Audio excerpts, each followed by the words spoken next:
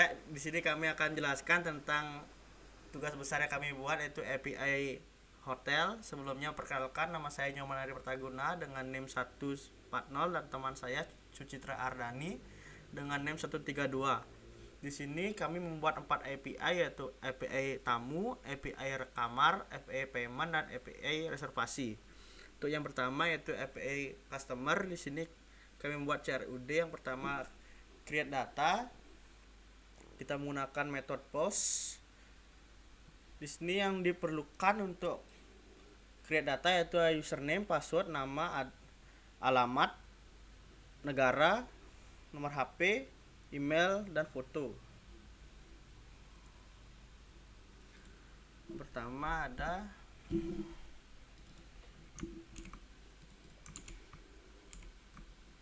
username,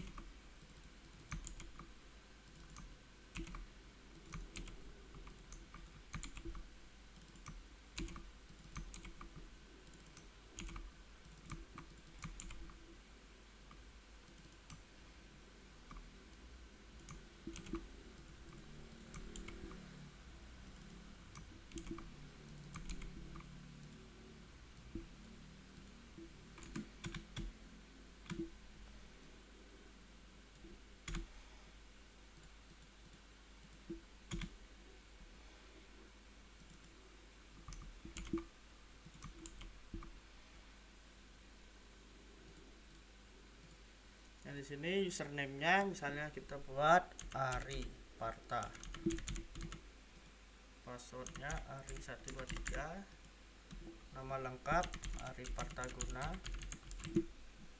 alamat Jalan Angin Kau, negara Indonesia, email,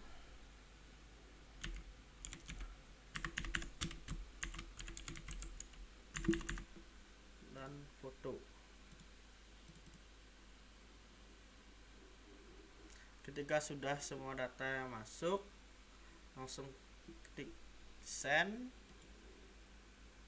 Namanya sudah ada. Nama yang lain dari Pertaguna.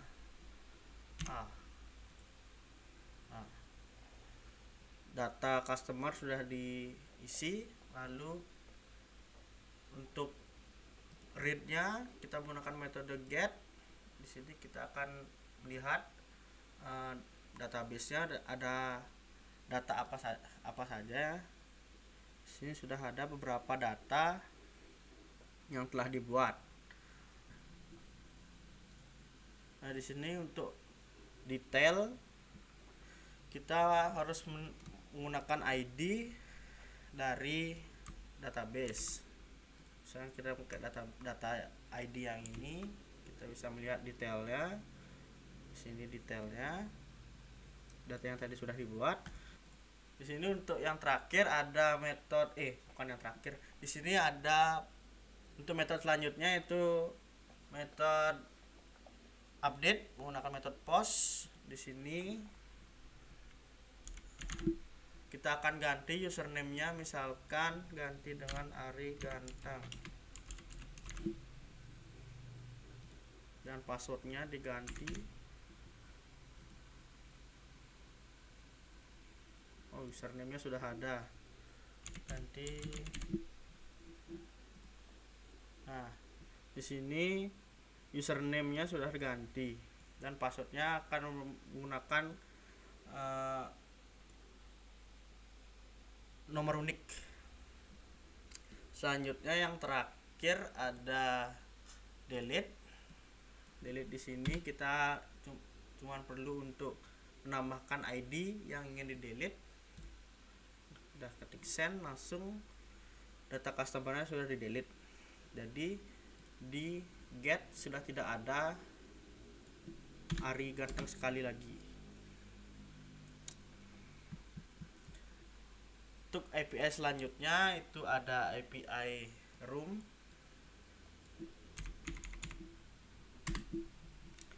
API room di sini untuk get-nya kita meread data yang sudah dibuat.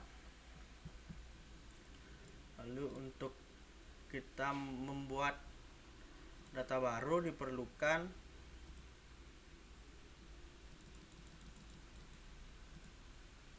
nama, deskripsi, harga, dan foto. Pertama ada nama, lalu deskripsi,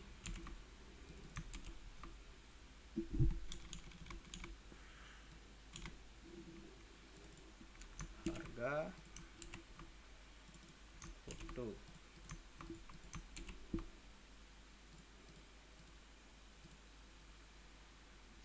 Misalkan namanya di sini, nama kamarnya adalah double bed. Deskripsinya 2 kasur. Harganya 250. Image-nya. Ketika sudah semua datanya dimasukkan, langsung ketik send. Namanya sudah ada, single bed.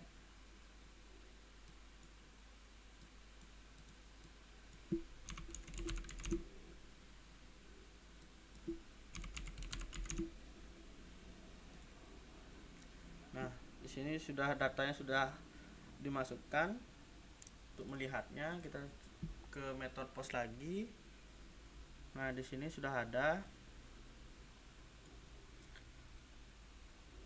Lalu ketika kita untuk mencari detailnya, kita cuma perlu ID-nya. Nah, ini untuk detail dari kamarnya. Lalu kita misalnya untuk update, misalnya kamar ini sudah tidak dipakai lagi, kita di sini masukkan status. Misalkan ini kamarnya lagi perbaikan, berarti pending, dan harganya naik 300. Statusnya sudah pending, berarti kamar ini sudah tidak ada. Lalu harganya, deskripsi, dan nama. Lalu yang terakhir ada delete. Kita akan delete data kamar ini. Nah, di sini data roomnya sudah sukses. Sekian dari saya. Selanjutnya 2 API lagi akan dijelaskan oleh teman saya. Baik, selanjutnya saya akan menjelaskan API reservasi dan API payment. Nah, API reservasi di sini dapat melakukan fungsi CRUD. Jadi apabila customer ingin melakukan reservasi kamar, resepsionis dapat menambahkan data reservasi dengan mengisi data, yaitu dengan menggunakan metode POST. Data yang dimaksud itu seperti data ID room yang dipilih, lalu ada data ID customer yang memesan, lalu ada tanggal check-in dan tanggal check-out. Nah, apabila kita ingin menambah data, kita tambahkan dulu data-datanya.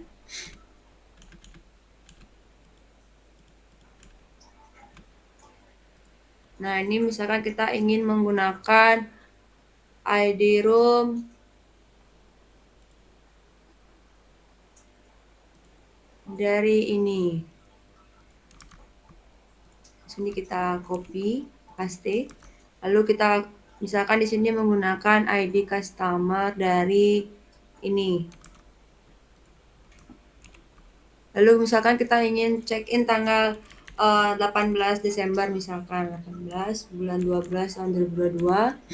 Misalkan kita ingin check out tanggal 20 Desember misalkan 20. Nah, apabila sudah terisi semua datanya lalu kita klik send. Nah, jadi di sini data yang sudah diinputkan tadi akan secara otomatis terlihat dan ada sebuah message yaitu data transaction added successfully. Lalu selanjutnya API reservasi ini juga dapat mengubah data dengan menggunakan metode POST.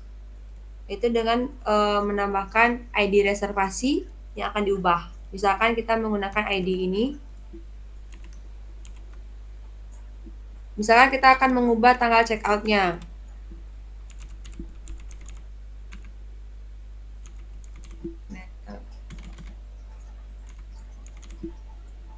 Nah, misalkan kita sini akan mengubah tanggal checkout menjadi tanggal 25 Desember. Lalu kita klik send. Nah, di sini ada terjadi error yaitu belum menambahkan sebuah status. Lalu kita tambahkan dulu statusnya menjadi pending. Setelah itu kita send. Nah, jadi tadi data yang sebelumnya diubah, di sini akan secara otomatis berubah, yaitu yang sebelumnya tanggal 20 Desember menjadi tanggal 25 Desember. Dan terdapat sebuah message yaitu data transaction update successfully. Selanjutnya ada API reservasi yang dapat melihat data yaitu dengan menggunakan metode get. Nah, di sini kita hanya menggunakan tidak memanggil ID, yaitu kita langsung klik send. Jadi di sini kita bisa dapat melihat seluruh data yang ada pada data reservasi. Selanjutnya yang terakhir, API reservasi ini juga dapat menghapus data reservasi yaitu dengan menggunakan metode delete, yaitu dengan menambahkan ID yang akan di delete. Misalkan kita menggunakan ID ini,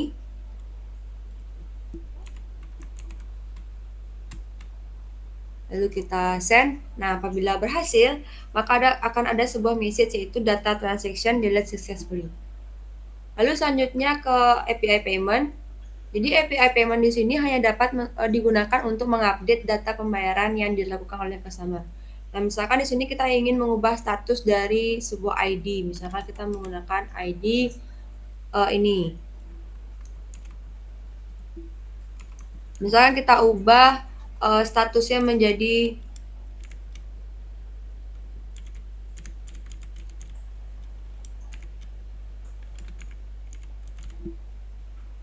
misalnya kita ubah sini statusnya menjadi aktif misalkan.